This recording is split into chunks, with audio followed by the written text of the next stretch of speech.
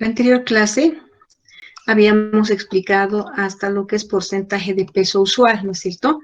Habíamos hecho este ejercicio, les dije que practiquen, no que me lo envíen, sino que vayan practicando, porque la idea es de que avancemos un poquito más y les dé algunos ejercicios un poquito más complejos para que ustedes puedan, para que se pueda tomar en cuenta como práctica.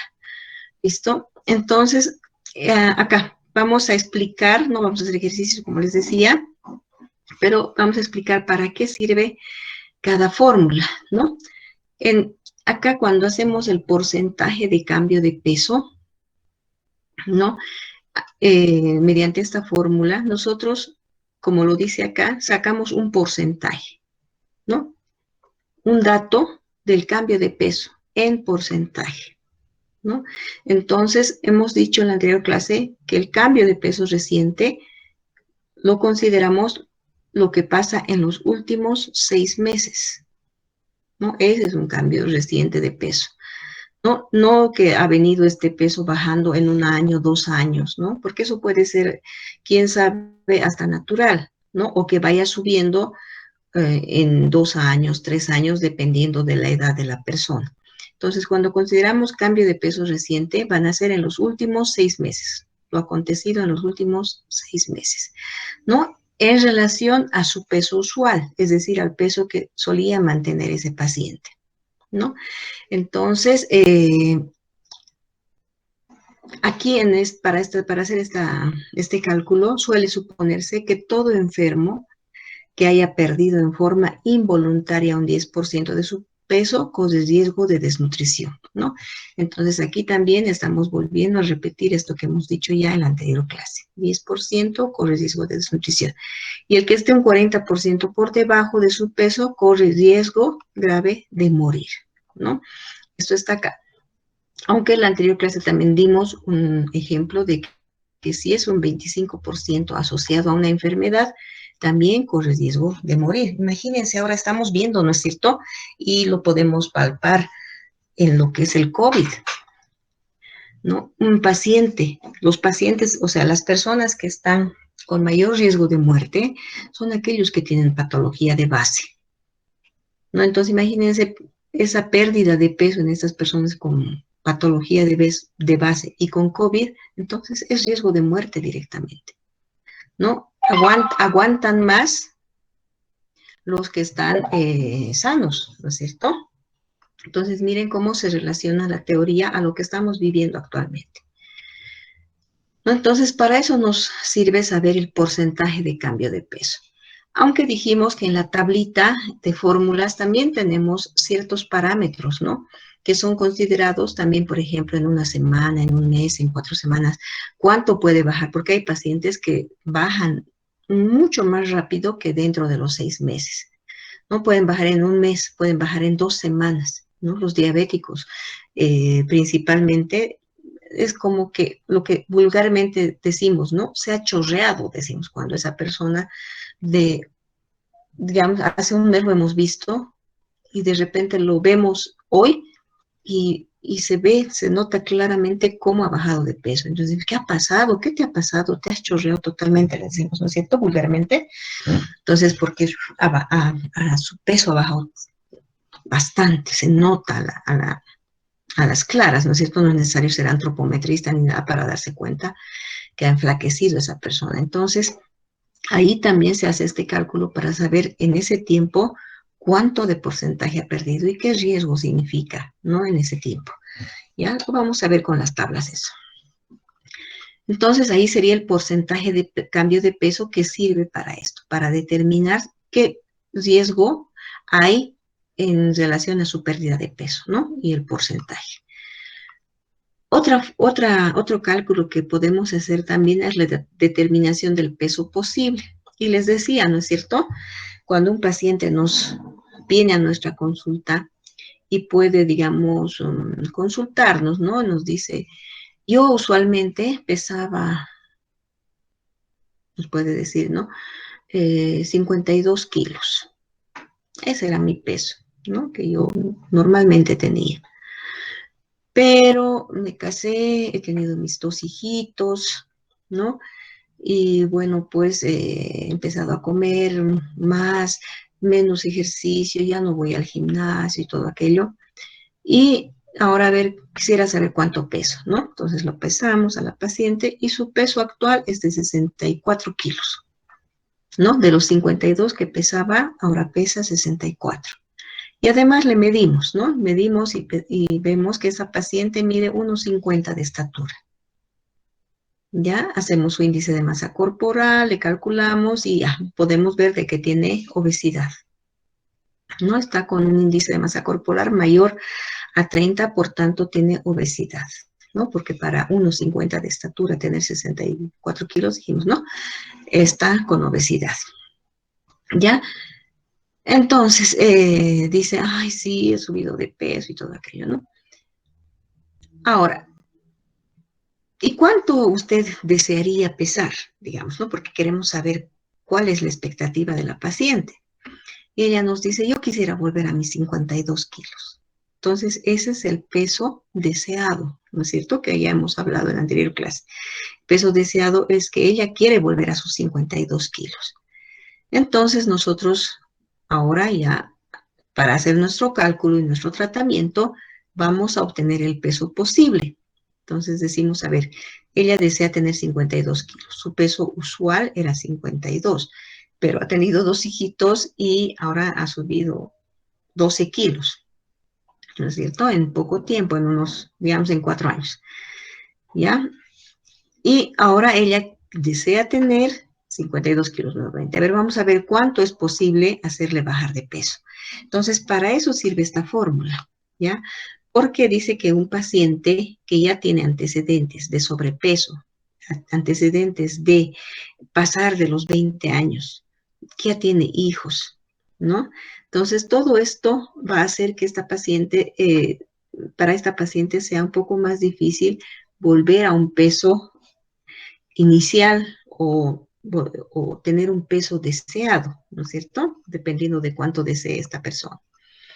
Entonces, esta formulita nos ayuda a determinar el peso posible de alcanzar, pero de mantener por un periodo largo de tiempo. Lo que no queremos es que nuestra paciente tenga el fenómeno de rebote, ¿no es cierto? De que cuando nosotros hagamos el plan nutricional, esta paciente, por supuesto, tenga una dieta restringida en calorías y que después de su sacrificio tenga un peso deseado y que después de terminar el tratamiento nosotros le damos de alta y la paciente vuelva a nuestra consulta después de 6 meses o un año con 70 kilos, ¿no? Ha engordado más de lo que tenía en nuestra anterior entrevista.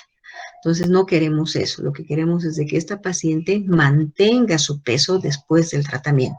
Entonces para eso se saca este peso posible de alcanzar, para poner los pies en la tierra y decirle hasta acá podemos hacer un tratamiento, un plan.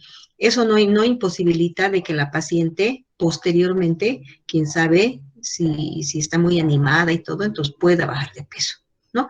Entonces, es normal, dice, que el paso del tiempo afecta al organismo y que con un peso superior al ideal, pero posible de alcanzar y mantener, él o la paciente se vea bien, esté cómodo y saludable, ¿ya?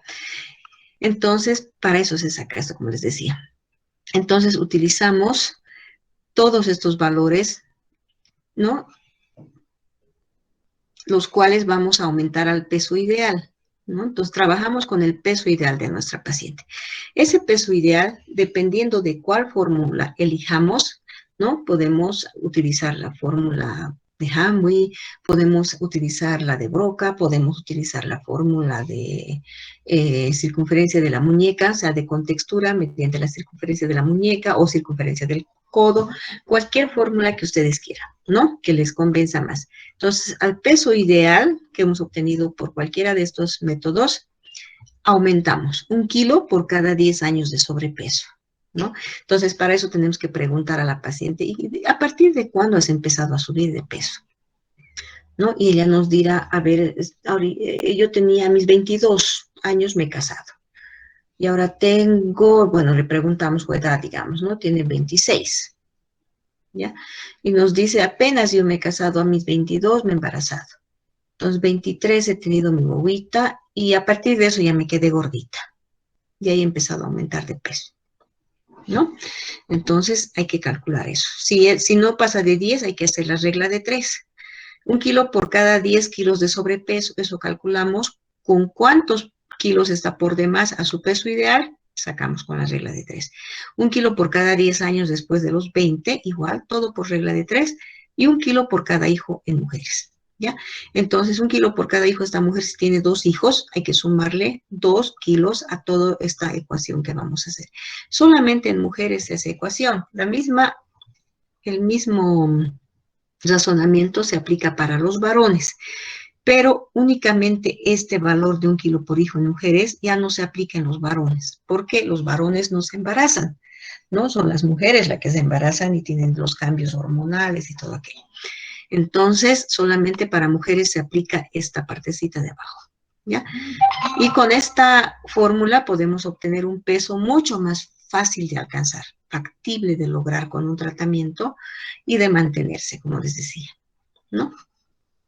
Entonces, ahora, si llegamos a una meta que nosotros hemos planteado y la paciente puede seguir bajando, eso no lo vamos a evitar. Nosotros podemos inclusive, ¿cómo se dice? Motivarle, ¿no? Pero siempre y cuando primero lleguemos a la meta que nos hemos planteado con esta fórmula. ¿Ya? ¿Aquí hay alguna duda, chicos?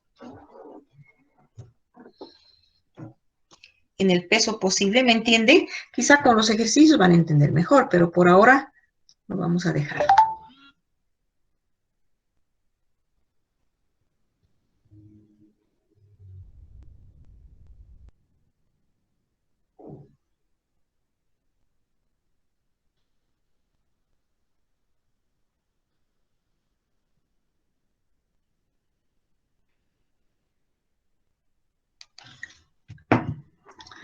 Ya.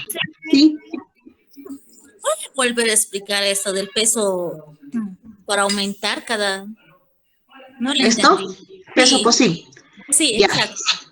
Ya, con los ejercicios quizá vas a entender más, pero de todas formas, ¿no? Cuando sacamos el peso posible de alcanzar, al peso ideal vamos a aumentar 1 kilo por cada 10 años de sobrepeso. Ojo, o sea, cuanto más años de sobrepeso llevemos a cuestas, va a ser más difícil bajar de peso.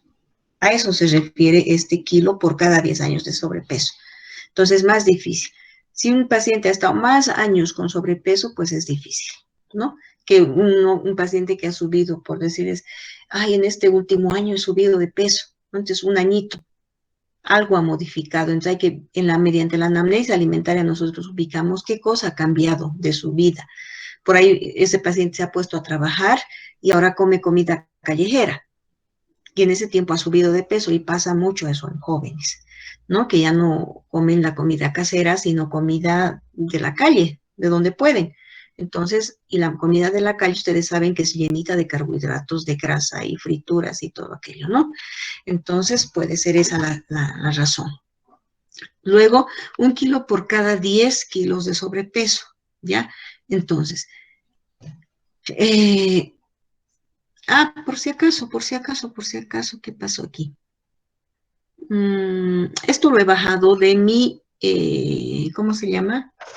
De mi archivo, pero lo que les he mandado está bien, si no me equivoco. Aquí en esta parte de la fórmula acá, en esta, la primera es por cada 10 años. Ah, no, está bien. Y esta es por cada 10 kilos. Está bien, pensé que me había equivocado, chicos. Por cada 10 años. Y aquí 1 kilo por cada 10 kilos de sobrepeso. Ya, o sea, les decía aquí que por más tiempo que esté con sobrepeso, más difícil de bajar. Por eso se aumenta 1 kilo. Aquí, por cada 10 kilos de sobrepeso, también es un poco más difícil de bajar, por eso se aumenta 1 kilo. ¿Ya? Entonces, cuando hagamos la fórmula, van a darse cuenta ustedes.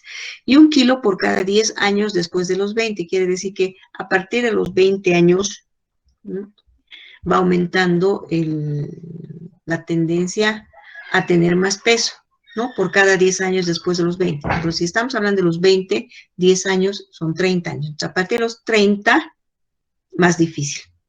40, mucho más difícil. A partir de los 50, mucho más difícil. Y así va aumentando, ¿no? 1 kilo por cada 10 años después de los 20 años. Entonces, no va a ser lo mismo en una persona, por decirles, de 19 años a una persona de 39 años. No es lo mismo la bajada de peso, la velocidad no es la misma, ¿ya? Entonces, a eso se refiere. Y, por supuesto, en las mujeres, 1 kilo por cada hijo, dice, ¿no es cierto? Entonces, normalmente dicen que cada mujer por cada hijo aumenta 2 kilos en promedio, ¿no? No, sí, no es una regla, pero sí se ha visto que aumentan en esa proporción, aunque algunas aumentan 10 kilos después de su embarazo. ¿Por qué? Porque piensan que están embarazadas y tienen que comer por 2, así les dicen las suegras, las mamás y todo el mundo, ahora tienes que comer por 2. Entonces, ¿qué hace la mujer? Como ya no está cuidándose mucho su cuerpo, empieza a comer, comer, comer, comer, y en vez de subir 10 kilos, sube 15 kilos, 20 kilos. Entonces, cuando ya tiene su bebé, cuando uno tiene el bebé, simplemente pierde pues los 10 kilos, chicos, ¿no? Entonces, no vuelve a su peso habitual, se quedó con 10 kilos de más, ¿no? Entonces, por eso es que aquí solamente aumentamos 1 kilo por cada hijo en mujeres, ni siquiera los 2 kilos que se dice que aumenta, ¿no?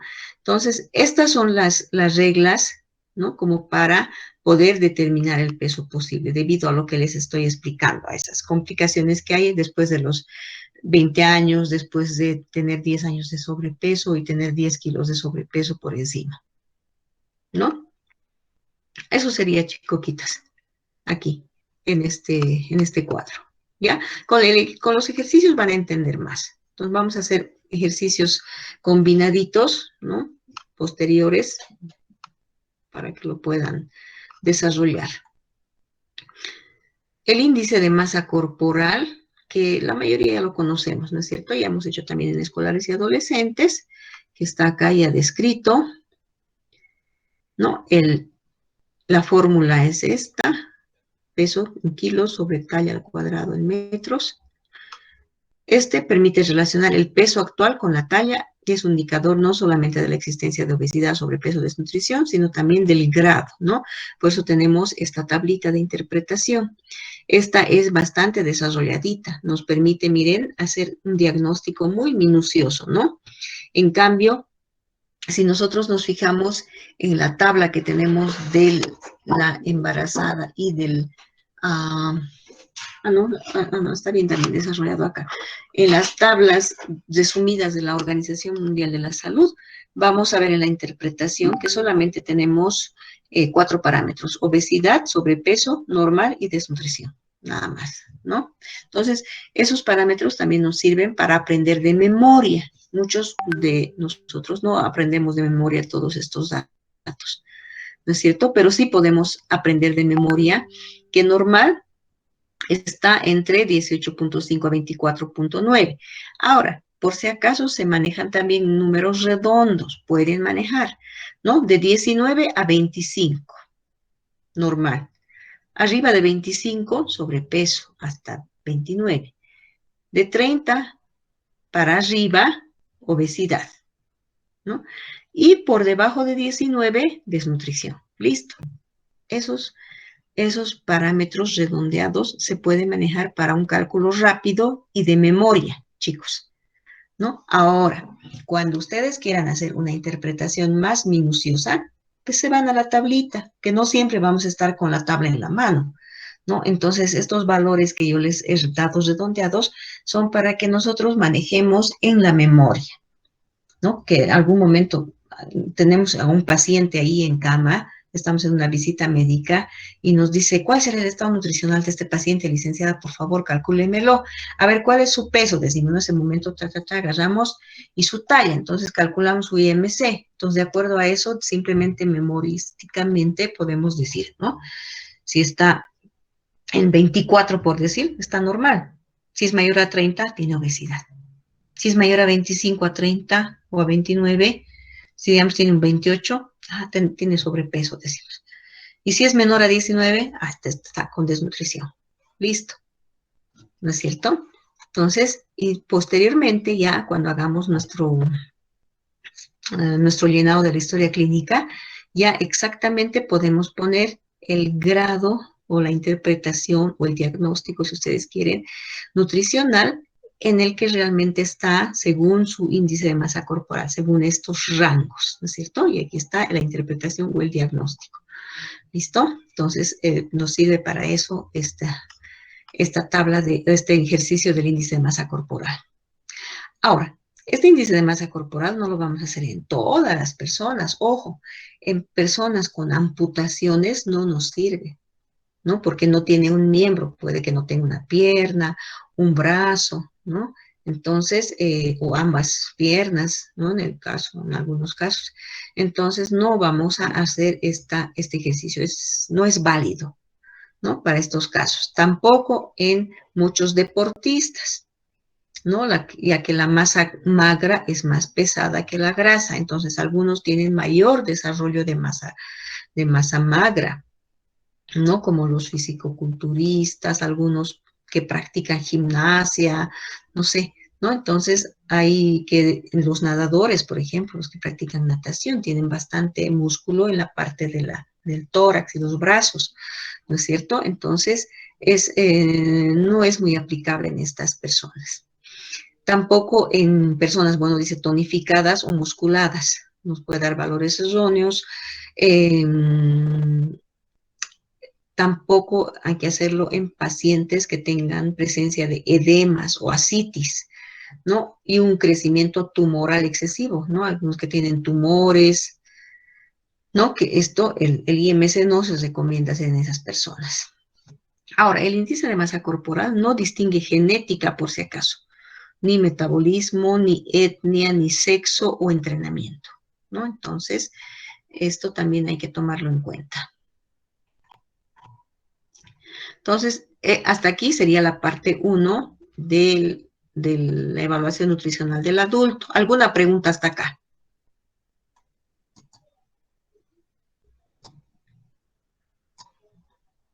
Ya no hay problema, pueden volver después. Les mandé a hacer una práctica en la cual tenían que dibujar o graficar la distribución de la masa corporal, ¿no es cierto? Cuánto de agua tenemos, cuánto de masa grasa, cuánto de masa magra, ¿no? Inclusive les pedí de huesos, ¿no? Líquidos y todo aquello. Entonces, eso les va a servir para comprender este tema, que sería el tema 2. Más que todo vamos a hablar de lo que es la masa grasa y la masa magra en los adultos, ¿no? O la determinación de la distribución adiposa.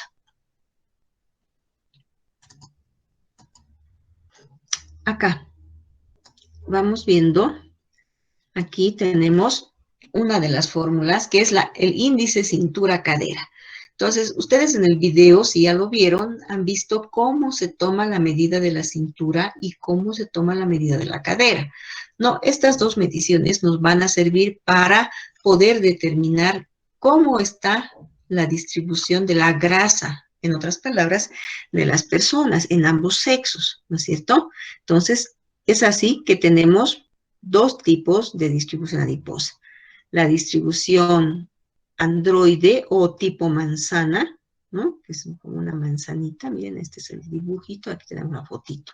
Tipo manzana o la distribución ginoide, que es en forma de pera, ¿no? De pera, ¿ya? Donde se caracteriza por las caderas más amplias y el busto o los hombros un poco más angostos. En cambio, el androide es toda la parte del tórax más gruesa, ¿no es cierto? La parte, o sea, la distribución androide es más propia de hombres y la distribución ginoide es más propia de mujeres. Sin embargo, no, eso no limita de que en ambos sexos se puedan presentar ambos tipos de figuras. Hay mujeres con forma androide y también hay hombres con forma ginoide. Aunque en los hombres es más raro ver hombres con este tipo de cuerpo ginoide, ¿no es cierto? Entonces, pero de todas formas hay. Entonces, este índice cintura-cadera nos sirve más que todo para ver qué distribución adiposa tienen las personas. ¿Y para qué nos sirve ver cómo es su distribución adiposa? Porque podemos relacionar con la presencia de algunas enfermedades, ¿no? Entonces nos puede reflejar algún tipo de enfermedad.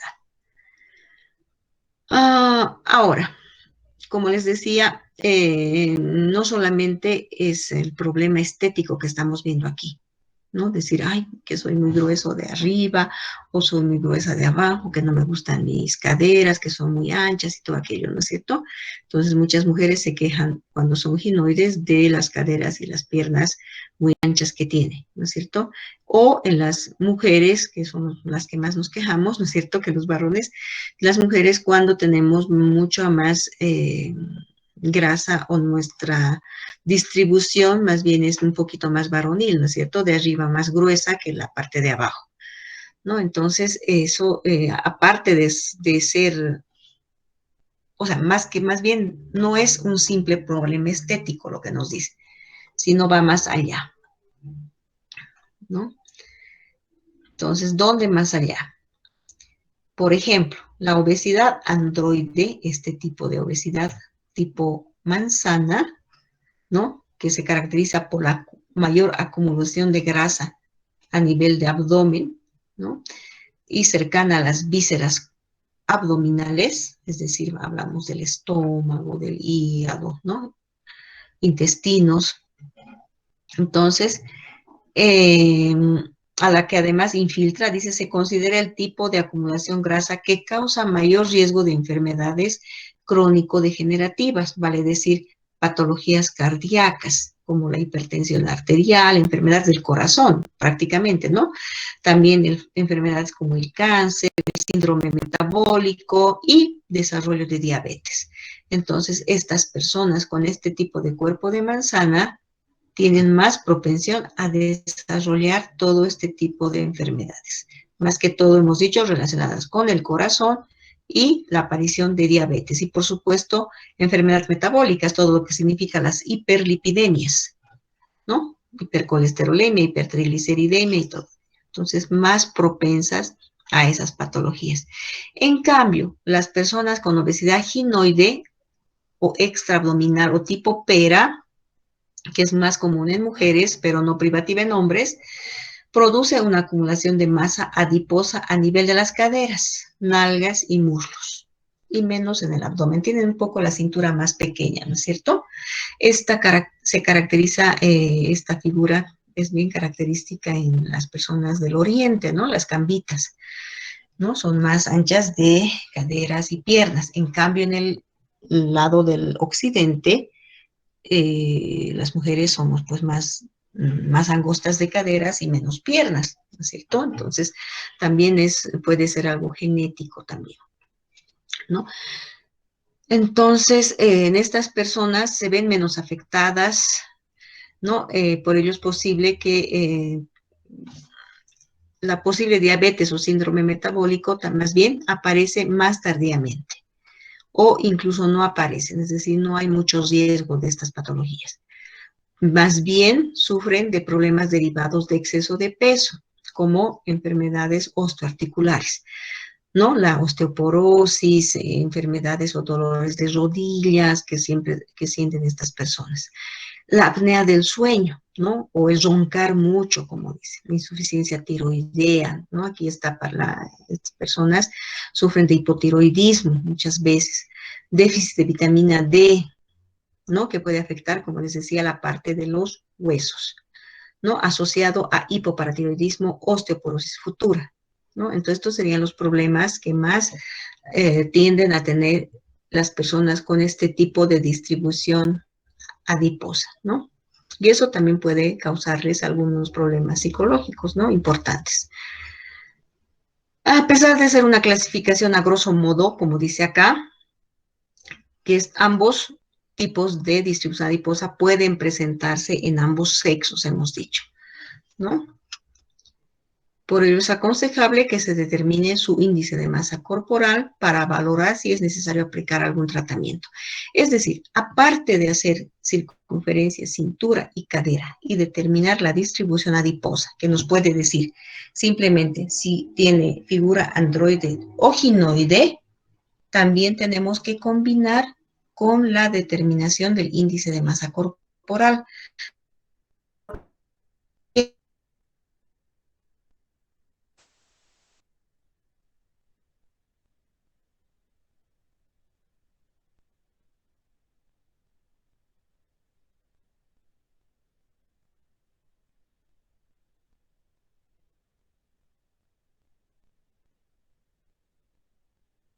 No tenemos que hacer un tratamiento dietético, simplemente si es que la paciente está desconforme con su cuerpo, podemos recomendarle algún tipo de ejercicio o enviarle a un fisioterapeuta o a un, ¿cómo se llama? Estas personas que ejercitan o que, ¿cómo se llaman? Los entrenadores de fitness para que les recomiende qué tipo de ejercicios puede hacer para mejorar, ¿no? Esta parte de su cuerpo. Ya, entonces es conveniente hacer siempre la valoración y hacerle un IMC para ver si está mayor a 30 y si efectivamente tiene algún problema de obesidad o de sobrepeso, ¿no? Ahora, en muchos casos sí es muy notorio esta distribución adiposa, tanto androide o ginoide, y su IMC pasa de 30, en algunos casos 35 o 40, ¿no? 40, entonces alguna vez estas pacientes se van a someter a cirugías, ¿no? Entonces, y en las cirugías también van a ver qué tipo de obesidad es para poder ver qué tipo de tratamientos o qué tipo de cirugías les van a practicar, ¿no? Pueden ser bypass gástrico, tubo o manga gástrica, aplicadura gástrica, balón intragástrico, ¿no? Hay diferentes formas de cercenar el estómago, es decir, reducir el estómago para que estas pacientes o estos pacientes no coman en la cantidad que suelen comer y de ese modo poder bajar de peso, ¿no es cierto? Entonces estos ya son pero tratamientos quirúrgicos ya mucho más avanzados y cuando realmente la persona no puede bajar de peso con un tratamiento dietético, ¿no? Entonces ya, digamos, sería una última opción para poder bajar de peso, que algunas pacientes sí se someten, ¿no? A este tipo de cirugías. Ya, entonces hemos dicho que vamos a complementar, ¿no? Y la OMS nos dice que aquí establece niveles normales para el índice cintura-cadera aproximados, ¿no? Entonces, 0,8 en mujeres y 1 en hombres. Estos son los valores para determinar si uno tiene obesidad androide u obesidad ginoide. ¿Listo? Entonces, simplemente con la medición. Ahí más abajito vamos a ver en la tabla. El índice se obtiene midiendo el perímetro de cintura con el sujeto de pie. Esto ya lo han visto ustedes en el video, con el abdomen descubierto, los brazos cruzados en el tórax. La medición se toma al final de una expiración normal en el punto más estrecho del abdomen. Entonces, la cintura es el lugar más angostito, en otras palabras, ¿no es cierto? Entre el borde costal lateral inferior, décima costilla, y la parte superior de la cresta ilíaca, perpendicular al eje longitudinal del tronco, ¿no? Entonces, directamente la persona bien erguida, parada, y ubicamos con la cinta métrica, ¿no? O la cinta antropométrica, el lugar más angosto, que vendría a ser la cintura. Ahora, en pacientes con sobrepeso, de hecho, es bien difícil ubicar, porque si son androides, por ejemplo, si tienen la distribución androide, difícil pues que ubiquemos la parte más angosta, porque como tienen más pancita, el abdomen está más aumentado, inclusive en algunos de ellos la cintura va a ser mucho más gruesa que la cadera, ¿no? Entonces, en este caso, ¿qué tenemos que hacer? Simplemente pedir al paciente que ubique su cintura. No, a ver, ¿dónde está su cintura? Ubíquese. Entonces, él se va a agarrar su cintura y va a decir, aquí es, ¿ya? Medimos en ese lugar. Aunque ya no tiene validez muchas veces cuando está en ese sentido. ¿Por qué? Porque va a venir aquí, vamos a ver los valores acá, ¿no? Índice de cintura, acá dónde está. Circunferencia de cintura. Mayor a 88 va a ser, aquí, ¿no? Circunferencia de cintura en el sexo masculino, riesgo aumentado mayor o igual a 94. De hecho, en personas, en varones, si su cintura mide más de 94, ya tiene riesgo aumentado.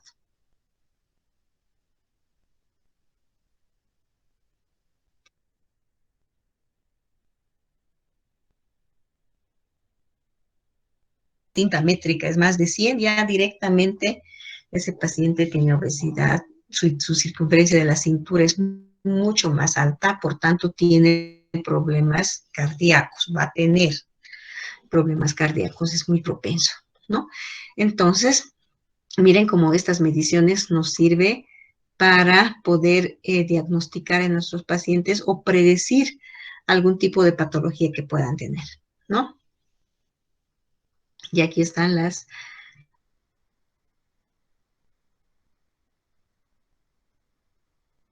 Cardiólogos actualmente pueden medir peso, talla, pero actualmente algunos simplemente se limitan a medir la circunferencia de la cintura, ¿no? Ese es el control que hacen, porque con esto pueden ver qué riesgo de enfermedades cardíacas tienen los pacientes, ¿no? Arriba veíamos la distribución adiposa, cintura con cadera, y esa relación nos da qué tipo de distribución tiene y qué patologías son más frecuentes para que se presenten ese tipo de personas, ¿no es cierto?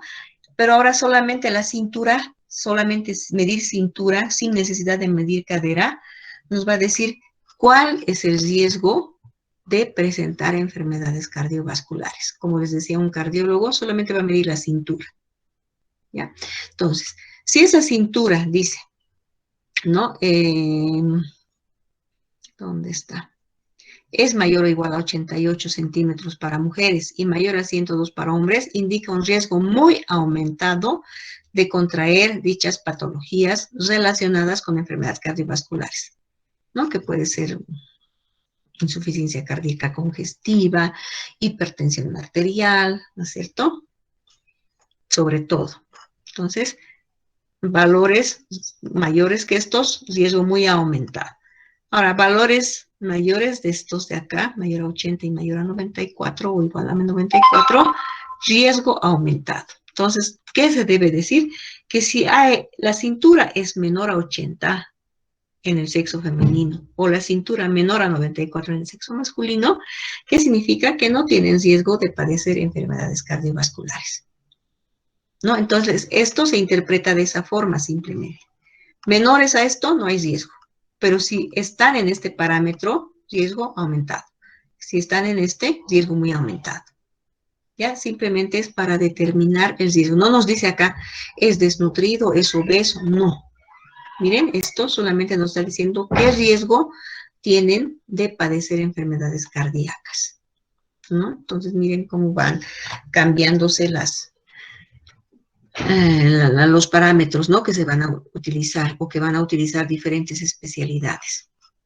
El porcentaje de masa grasa, que estos utilizan bastante cuando se hace fitness, ¿no? O para imagen corporal, que ahora está muy de moda, ¿no? Trabajar en esto. Entonces, es importante también saber y conocer la distribución de, o sea, cuánto de grasa tiene una persona, porque normalmente cuando van a los gimnasios, ¿qué es lo que quieren bajar? No quieren bajar músculo, no quieren reducir músculo, quieren bajar grasa, ¿no es cierto? Entonces, un diagnóstico inicial sería importante para ver cuánto de grasa tiene al iniciar y cuánto de grasa está perdiendo paulatinamente pues al ejercitarse, ¿no? Una persona. Entonces, más de la mitad de la grasa total es subcutánea, ¿no? Entonces, está debajito de la piel, en todo nuestro cuerpo, ¿no? Algunos tenemos más grasa que otros, ¿no? Y se calcula a través de diferentes métodos. Y hay métodos como la impedancia, densitometría, con fórmulas, panículos adiposos o pliegues cutáneos. Es lo que más que todo vamos a ver con ustedes, ¿no? Los panículos adiposos. Entonces, para conocer con mayor precisión el contenido de la grasa o reservas calóricas, se recurre a la medición de estos pliegues, ¿no? En los cuales los más utilizados en antropometría son el bicipital, el tricipital, suprailíaco y subescapular, ¿no? Estas son las abreviaciones. Y estas mediciones se realizan utilizando un compás de presión constante, con una precisión de 0,2 milímetros, o sea, tiene que ser bastante preciso, ¿no? Se llaman lipocalibradores, pueden llamarse calipers o plicómetros, ¿no? Y hay de diferentes marcas, aquí están las marcas, ¿ya? Uno de los mejores es el Holtime, ¿no? que es un poquito caro, pero bueno, tampoco se encuentra mucho en nuestro medio. Hay que hacerse traer, ¿no? De otros lugares, de Argentina, algunos de Estados Unidos. Hay también personas que a veces nos venden, ¿no? Este es uno de los más comuncitos y de los más sencillos y baratos, por si acaso. Bueno, baratos en el sentido de que cuesta más o menos 280 bolivianos para arriba y de 350, 400 bolivianos. El de menor costo creo que es de 280 bolivianos, ¿no? Que hay que ver también, por si acaso, si ustedes están queriendo comprar, vean el tamaño de su mano, chicos. En los chicos a veces no hay problema, en las chicas sí. Cuando tenemos la mano muy pequeña, nos dificulta hacer el gatillo, porque este es como una pistola. Tenemos que agarrar con el dedo índice, como está haciendo acá, ¿no? Entonces, al ser bastante larguito esto, y si no alcanzamos el índice, con el índice el gatillo, va a ser bien difícil medir el panículo adiposo. Entonces, siempre que vayan a comprar, mejor agarren y hagan el intento de abrir la tenaza con el dedo índice, así de esta forma como se agarra una pistola, así se debe agarrar. Todos creo que hemos jugado pistolitas, no sé si ustedes habrán jugado. ¿Ya? Entonces esa es la forma. Tienen que medir, porque si compran y no agarran con el dedo, bien difícil va a ser la medición. Les cuento que para mí es muy difícil agarrar este instrumento, ¿no? Porque mi dedo, si bien alcanza, lo hace muy al borde, entonces no tengo la suficiente fuerza como para hacer presión con mi dedo índice, ¿no? Porque mi mano es pequeña. ¿Listo? Entonces para mí no va tienen que medirse. En cambio, este otro, que si no me equivoco es el Hold Time, esta marquita, es mucho más fácil de utilizar. No lo están viendo mucho acá, es una especie de tenaza. Pero si buscan en el internet un plicómetro Hold Time, van a encontrar la figura de este plicómetro, ¿no? Y aquí está midiendo, bueno, es el plicómetro, como les decía, aquí está midiendo el pliegue bicipital, el pliegue tricipital, el subescapular y el suprailíaco y el subescapular, ¿ya? Entonces, simplemente aquí están los dibujos, ustedes van a ver en el video que lo explica muy bien, ¿no? Entonces, ¿qué hacemos para obtener la masa grasa? Sumamos todas estas mediciones que hemos medido aquí, digamos, hemos medido 7, aquí hemos medido 8, más hemos medido aquí 12, más hemos medido aquí 15, todo eso sumamos y con esto vamos a irnos con la tabla a calcular el porcentaje de masa grasa, ¿no? Entonces, con la tabla de Durning que tenemos dentro de las tablas, vamos a ver, los valores superiores a 30 en mujeres y 25 en hombres indican la presencia de un alto porcentaje de masa grasa, directamente relacionado con la obesidad. Entonces, ¿para qué nos sirve determinar porcentaje de masa grasa? Simplemente vamos a hacer un diagnóstico de saber si tiene o no tiene un alto porcentaje de masa grasa. Ese va a ser el diagnóstico. ¿Tiene alto porcentaje de masa grasa? No tiene alto porcentaje de masa grasa, ¿no? Y en base a eso se puede hacer también un cálculo de la masa magra, ¿no? Que simplemente se hace mediante la diferencia. ¿Cuánto es su peso? ¿Qué porcentaje representa su masa magra? O perdón, la masa grasa. Y con esto vamos a sacar cuánto es la masa magra, ¿no? Con los ejercicios vamos a ver. Esto en lo que se refiere a masa grasa y masa magra, chicos. Y en lo que se refiere a masa muscular, tenemos otras mediciones, como el perímetro muscular del brazo, por ejemplo, ¿no? Nosotros medimos, miren aquí está en esta foto y en el video también ustedes han podido ver cómo se mide la circunferencia del brazo, ¿no es cierto? Entonces, esa circunferencia del brazo, esa medición, nos va a servir a nosotros para poder sacar este diagnóstico, ¿no es cierto? Saber perímetro muscular del brazo, sabemos este dato y con este dato comparamos con una tabla y nos va a ayudar a saber si este paciente está con buen peso dentro de los límites normales o está con bajo peso, porque tiene un perímetro muscular del brazo por debajo de lo recomendado, ¿no? Entonces nos puede decir esto de que su masa magra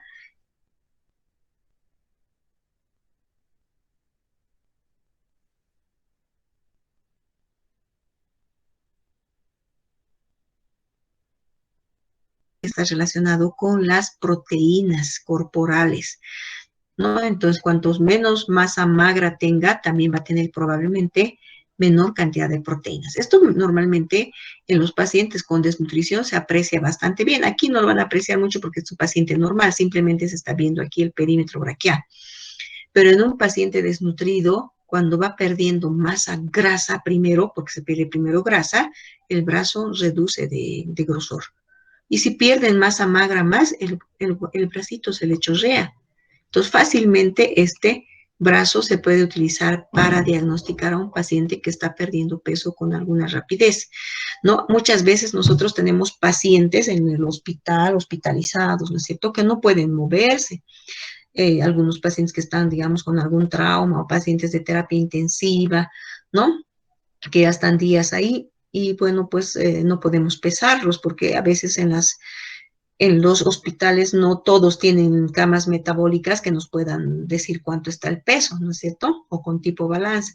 Entonces, y queremos hacer un seguimiento de nuestro paciente. Entonces, podemos recurrir al perímetro braquial, perímetro muscular del brazo, para verificar si este paciente está perdiendo masa magra, ¿no? Y está corriendo algún riesgo de desnutrición, simplemente midiéndole el brazo de ese paciente.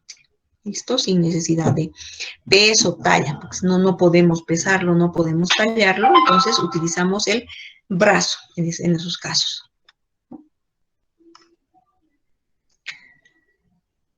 Bueno, dice aquí que todas las determinaciones antropométricas están sujetas a variaciones inherentes, a su medición y su interpretación. Puede estar limitada en pacientes con retención hídrica. Esto también es importante, que estas mediciones, tanto masa grasa, perímetros y todo aquello, pueden no tener validez en pacientes que estén con edema. No es que pueden, sino no tienen validez. Pacientes, imagínense pacientes cardíacos, ¿no? Con hipertensión arterial o enfermedad cardíaca o renal, que estos pacientes edematizan, es decir, acumulan agua en sus extremidades inferiores principalmente y luego superiores, la cara. Entonces, ¿qué hace? Nos da un peso falso, ¿no? Porque estamos pesando el agua más que está retenida. Y en ese caso, pues, no tiene validez estas mediciones, ¿ya? Cuando hay además, mejor no hacemos esta medición, o si hacemos, puede ser simplemente para determinar cuánto, si está bajando o no está bajando sus edemas, ¿no? Aunque hay otras formas también de verificar. Entonces, esta tablita, por ejemplo, se utiliza para ubicar el perímetro muscular del brazo en hombres y mujeres, ¿no? Entonces, aquí, ¿cuál sería la medición? El 50. Es el promedio aquí. 50.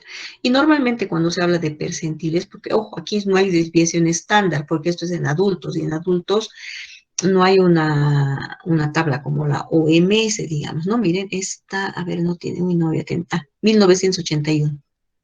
Es de 1981, pero les dije que tablas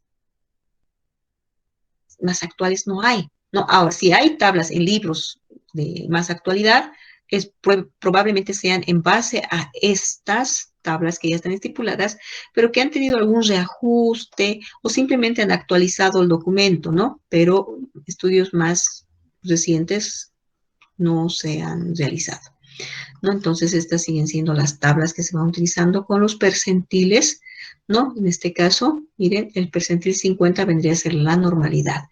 Y consideramos muchas veces del 10 al 90 o al 95 como normal. Por debajo ya podemos considerarlo como un riesgo.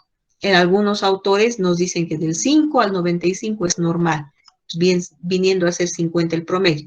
O sea, por debajo de 5 ya viene siendo desnutrición, ¿no? Entonces, depende del autor que estén leyendo, ¿no? Al cual estén acudiendo para poder hacer su diagnóstico. Entonces, esta tablita se adecua.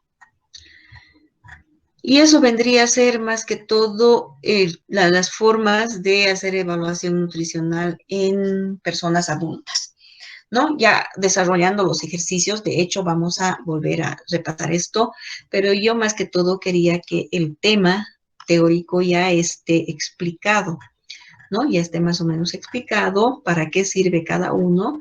Y como les decía, posteriormente ya vamos a ir haciendo ejercicios un poquito más complejos, con casitos más complejos, con hijos y todo aquello, para que ya vayan haciendo sus interpretaciones y sacando los diagnósticos de acuerdo a cada caso. ¿Hasta aquí alguna pregunta, chicos? Lean, pero de todos modos. Yo pienso que está bastante explicado. Es nuevamente leer.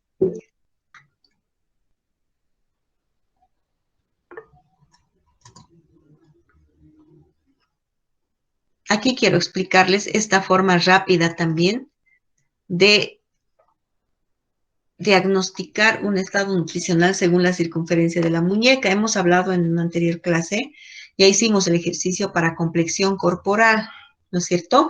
Basándonos en la circunferencia de la muñeca. Entonces, les había dicho que la forma de la medición era esta, que también hemos visto en el video, ¿no? Entonces, aquí está haciendo la medición de la circunferencia de la muñeca, ¿no? Que también tienen en la tablita, ¿sí? Es la misma imagen que tienen en la tabla, ¿no es cierto? Entonces, solamente en estas diapositivas, dositas, les voy a mostrar, ¿no? Recordarles que esta medición se realiza para determinar complexión física de las personas adultas. Entonces, ¿cómo debe ser? El hombro levemente flexionado, codo extendido y antebrazo supino, es decir, hacia arriba, como están viendo en la figura. Dice la medición distal al proceso estiloideo en el punto de menor diámetro. El proceso estiloideo viene siendo, tenemos, ¿no es cierto?, un huesito sobresaliente, ahí acá estamos con el antebrazo supino, pero cuando damos la vuelta, si nos vemos, tenemos un huesito, ¿no es cierto?, ahí en el extremo externo, más o menos a la altura de esta parte, dando la vuelta, ¿no es cierto? Entonces, distal, lo hacemos hacia afuera, ¿no es cierto? En la parte de menor diámetro, ahí es donde medimos. Entonces, con esta medición aplicamos la fórmula y sacamos la complexión, que ya hemos hecho ese ejercicio. Pero también tenemos esta otra forma de saber complexión física, no con cálculos matemáticos, sino simplemente con la misma persona. Es decir, la misma persona debe hacer esto. Miren, con la mano derecha extendida, en posición supina, es decir, mirando la palma hacia arriba, ¿no es cierto? Agarramos con la mano izquierda, miren, esta es la mano izquierda de la persona, de ustedes mismos. Hagan el ejercicio si ustedes quieren, ¿no? Abran su mano izquierda, ábranla bien. Su dedo pulgar es este. Y este vendría a ser el dedo medio. Entonces, hagan una pinza entre pulgar y medio, ¿ya? Ahora, con el brazo derecho, ustedes igual extendido y con la palma hacia arriba, agarren y pongan sobre su mano, ¿no? Muy firmemente pongan sobre la mano y ahora que está sobre la mano, la muñeca, entonces presionen. Presionen con suavidad, firme, pero no apretando mucho, sino con firmeza, ¿no? Y traten de ajustar la muñeca, así como lo está haciendo en esta figura, ¿no? Ahora, si los dedos se montan uno encima del otro, la complexión es delgada. ¿Ya? En este caso, miren, en este caso, si ustedes se pueden fijar acá, a ver, voy a tratar de aumentar. Aquí, miren, el dedo pulgar está sobre el dedo medio, está sobreponiéndose, ¿no es cierto? Pasa.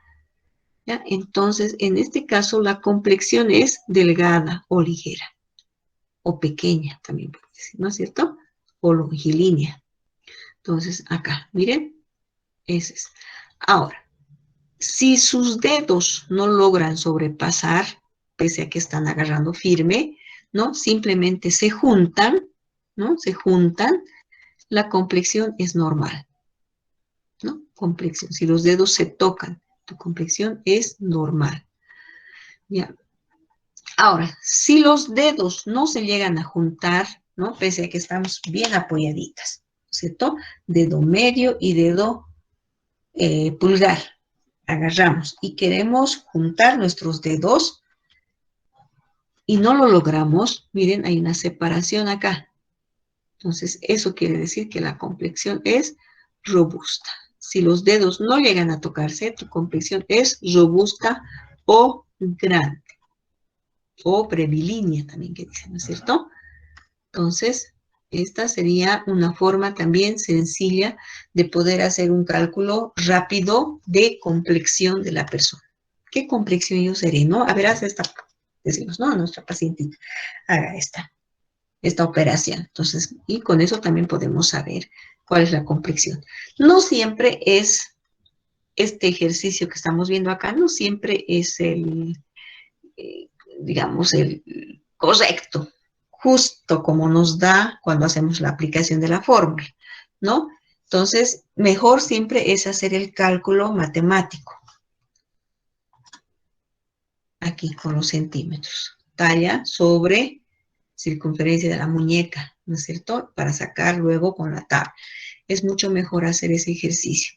Pero a falta de esto, podemos hacer esta operación, ¿no? Entonces son alternativas que se les presenta para que ustedes en el momento dado puedan elegir y seleccionar algunos métodos que les pueden salvar en algunos instantes, ¿no? Para saber qué complexión. Si hacen una fórmula de Hamwi, ¿no? Y quieren saber ahora qué complexión le van a dar, si a la media o menos 10 o más 10, ¿no? Y no tienen, no sé, pues una cinta métrica en ese momento para medir la muñeca, entonces hacen que su paciente haga esta operación, ¿no? Entonces hace esta operación, determina su complexión y ahí pueden ustedes decir si van a usar la mediana, la menos 10 o la menos o la más 10, ¿no? Entonces son, como les decía, formas para que ustedes puedan ir aplicando.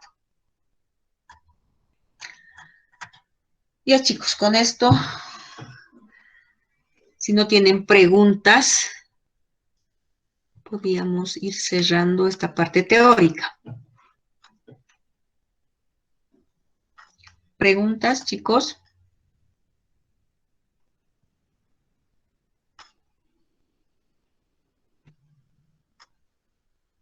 Y ahí en Magister, una consulta. dime, Pablo.